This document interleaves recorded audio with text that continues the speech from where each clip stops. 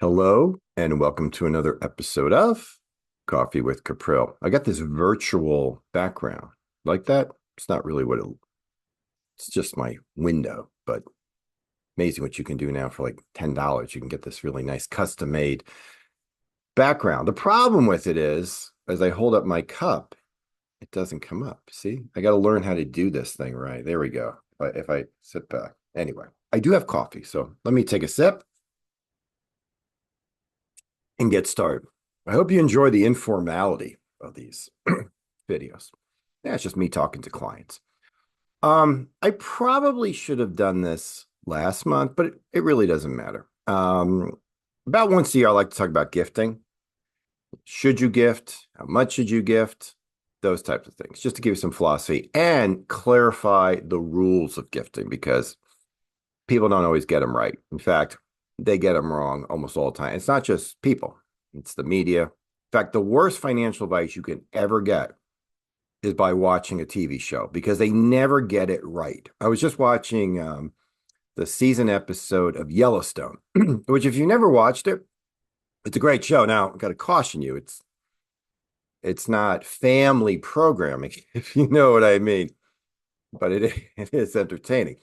And it's just a little more violence than anything else, but you can use your mind. I always call it's the Sopranos of the West. But in there, they basically came up with a strategy to avoid estate taxes, which no, that strategy would never hold in court. The IRS would never allow it. So, but I do want to talk about gifting. So first of all, I get a lot of questions sometimes from clients about making financial gifts to their adult children.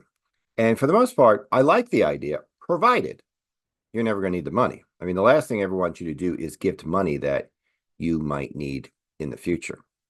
So, but since you can't take it with you, if you want to gift it now, great. Now, if you're not sure if you're going to need it, well, talk to me. Let's figure this out. Let's crunch some numbers. Let's discuss it. All right. Same would be true with property that you have. Now, when it comes to property or stocks, those things are often best left at death because I'll just put it this way, the tax ramifications are far less at death than if you were to give it to them. And it's not because you would have gift taxes. I'm going to talk about that in a second. It's that if you buy a piece of real estate for 100,000 and it's now worth 300,000, the gain, if you give that property to your child while you're alive, their cost basis is still 100,000. So guess what? They got to pay the tax on 200 should they ever decide to sell it. Now there are some ways around that with home occupancy and stuff like that, but I'm just saying in general. Let's say we're talking about stock portfolio. On the other hand, if you left it to them at death, they would have a step up in cost basis of 300,000. So if they were to then sell it at say 305, they'd only pay tax on 5. All right. I'm more interested in those checks that sometimes people want to write. So going into 2025, the limit will be $19,000, which is good because I think at one point when I first started working, it was like $5,000. So in other words, you can give anybody, including me, I'm just teasing, $19,000 a year, and you don't even have to report it on your return. Okay. If you are married, then you can give $38,000 combined to anybody that you want. And if your children are married, well, it's now 19 times 4. So you can do that without disclosing it. You can give more. You can give almost $13 million more without any federal estate tax or gift tax implications. But you got to report it. And there's a form for that. Now, the reason you can do that is because when you die, the federal government is going to look to assess estate taxes on you. And what they're going to first ask is, how much were you worth? If you were worth less than 13 million, and I'm rounding that up, I believe the new number next year is like 12,990,000, something like that. If you're worth less than that, no state taxes. We're good. If you're worth more, you're going to pay estate taxes on the amount above that. So if you own the Yellowstone Ranch, or you own a football team, or you've got a huge portfolio, there's going to be federal estate tax assessed on the amount above that $13 million. Okay.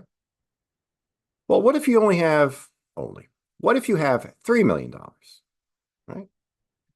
Well, you could give that amount to whoever you want while you're alive. You get part of it. If it's under 19,000, it doesn't even count. Let's say you decide to give one of your kids 100,000. All right. Well, that means that you've gone over the disclosure limit, as I like to call it, by $81,000, right? All right. Well, you got a $13 million exemption against federal estate taxes. So what you're allowed to do is take $81,000 and subtract it from that 13 million. You can use up your exemption at death while you're alive. And so you take that and you use that up and you file a return and you say, okay, IRS, whatever the federal estate tax exemption is when I die, because it goes up every year, almost every year, then make it $81,000 less. That's it. Simple. So I sometimes see people going through all this agony. The gift time is going to be all these gift taxes. No. I promise you, your accountant didn't tell you that. Your accountant might have said, well, there's disclosure and then there's the filing part. All right. So just keep that in mind as you go. You want to live by that $19,000 rule? Fine. Whatever. I just want you to know that if you go over, it's not necessarily because of the, that you pay too much. Okay. I hope that helps. I just noticed that, and I'm not going to reshoot this video, but the logo on the back is not the Money and Clarity logo. So as I think I may have mentioned to you in the past, I do a little bit of consulting on the side for financial advisors. And when I do that, it's under the name of Advisor Architect. So that's that logo. I'm going to go switch it now. So the next video you see will have Money and Clarity. Take care.